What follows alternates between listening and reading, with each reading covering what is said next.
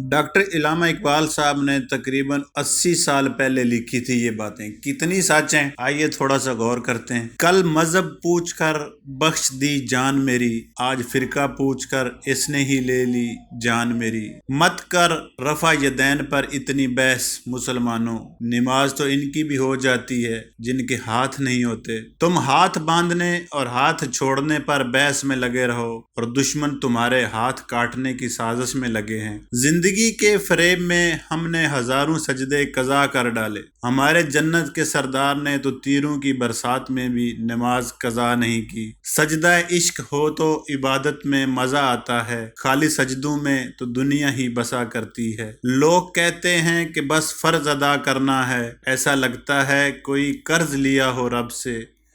तेरे सजदे कहीं तुझे काफर ना कर दें, तू झुकता कहीं और है और सोचता कहीं और है। कोई जन्नत का तालब है तो कोई गम से है परेशान, जरूरत सजदा करवाती है, इबादत कौन करता है। क्या हुआ तेरे माथे पर है तो सजदे का निशान, कोई ऐसा सजदा भी कर जो छोड़ जाए जमीन पर निशान। फिर आज हक के लिए जान फिदा करे कोई, वफा भी झूम उठे यूं वफा करे कोई।